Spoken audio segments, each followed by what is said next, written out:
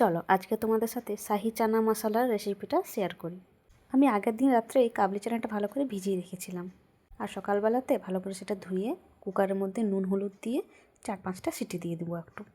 আর এদিকে কড়াইয়ে সরষের তেল নিয়ে নিলাম, দিয়ে দিলাম গোটা জিরে, এলাচ, লং, এগুলো খুব সুন্দর একটা গন্ধ ওঠে।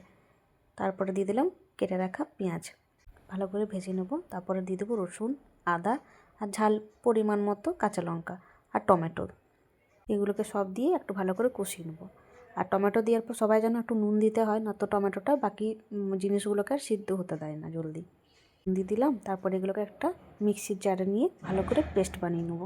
পেস্ট আমার ওইদিকে রেডি। আর এদিকে টক দয়ে একটু হলুদ, জিরে গুঁড়ো, ধনে গুঁড়ো আর দিলাম চানা মশলার একটু মশলা আর কস্তুরি মেথি, ভালো করে দিয়ে সেগুলোকে মিশ্রণ তৈরি করে নিলাম একটা।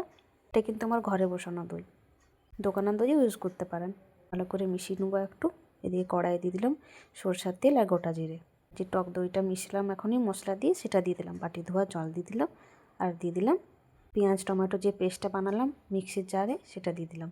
ভালো করে কষিয়ে নেবো, যেহেতু গ্রেভি টাইপের হবে তো প্রচণ্ড ছিটকায় চারদিকে, তাই জন্য ঢাকা দিয়ে দিয়ে কষাবো। তারপরে যখনই একটা কাঁচা গন্ধটা চলে যাবে, তারপরে সিদ্ধ করে রাখা কাবলি চানাটা দিয়ে দেবো। বাস রেডি শাহি চানা মশলা।